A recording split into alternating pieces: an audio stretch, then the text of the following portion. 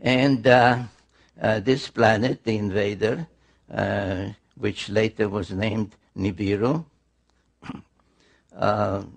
acquired various satellites or moons as it was passing by the other planets.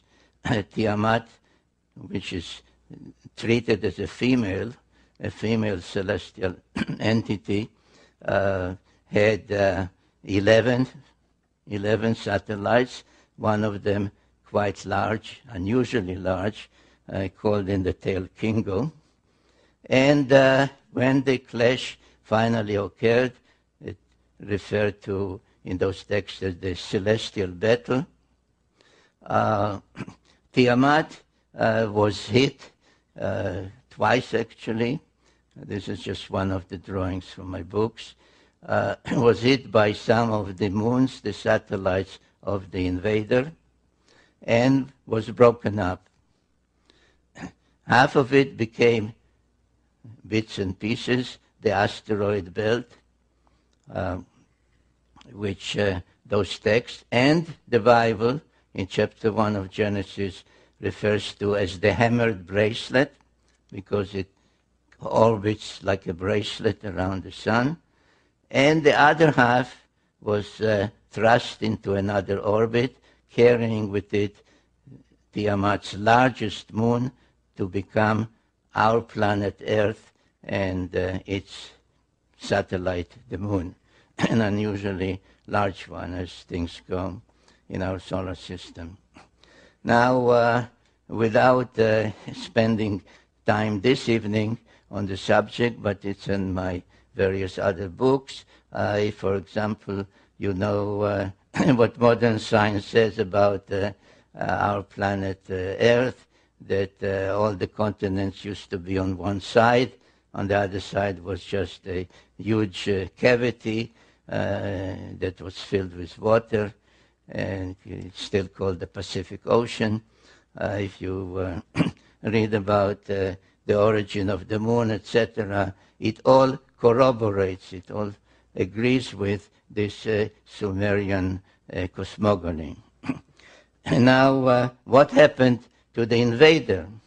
According to the Enuma Elish, the Epic of Creation, the invader itself became a member of the solar system, a 12th member, because they counted the sun, the earth, its moon, and not 9 but 10 planets.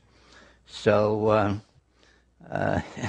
when I discussed with my first publisher the title, the suggested title for my book, the first book, The 12th Planet, I tried to explain to him that this is really the 10th planet, which is the 12th member of the solar system.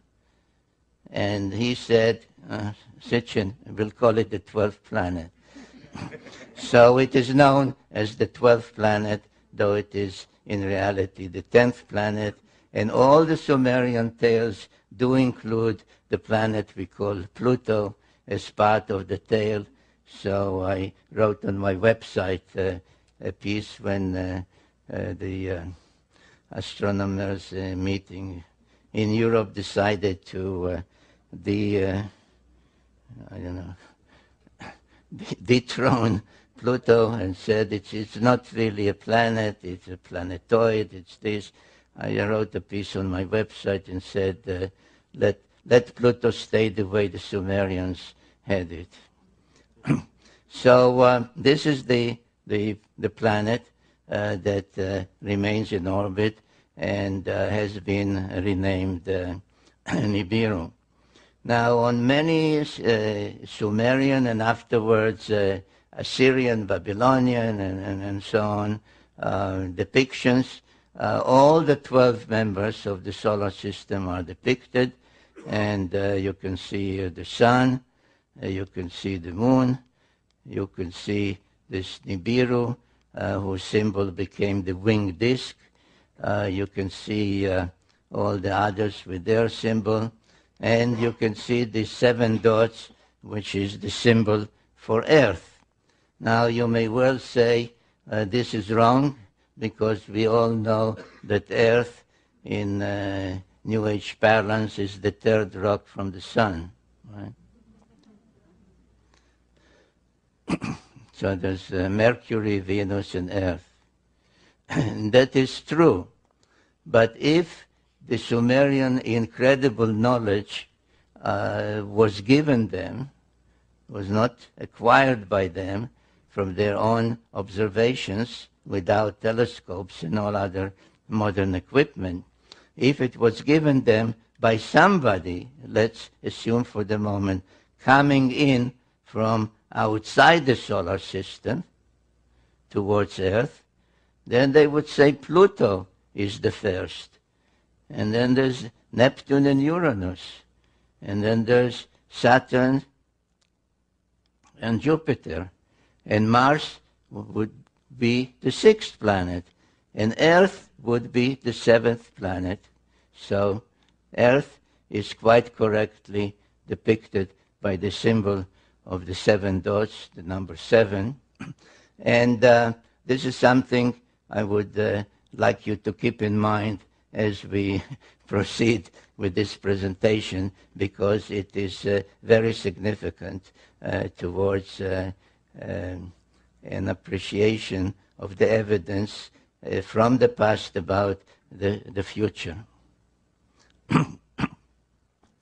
Now, the obvious question that anyone, including myself at the time that I started to research and investigate all that, would ask himself is, how could possibly the Sumerians know all that, that the sun is in the center, and that's how this solar system came into being, and there was an invader, and the invader has this great elliptical orbit, etc. And the answer again, it is written down on, they are not called tablets, they are called cylinders, square cylinders in this case. And this one in particular, another one like it, can be seen by any one of you if you go to England, to Oxford, to the Ashmolean Museum. And this is called the Sumerian King List. And it says that about 430,000 years before the deluge, people called Anunnaki, in this text, called Anunnaki, came from their planet and visited Earth and brought civilization to Earth. In fact, it says, this and other records like it, say that civilization was brought down, and the term used in the Sumerian for the civilization is kingship.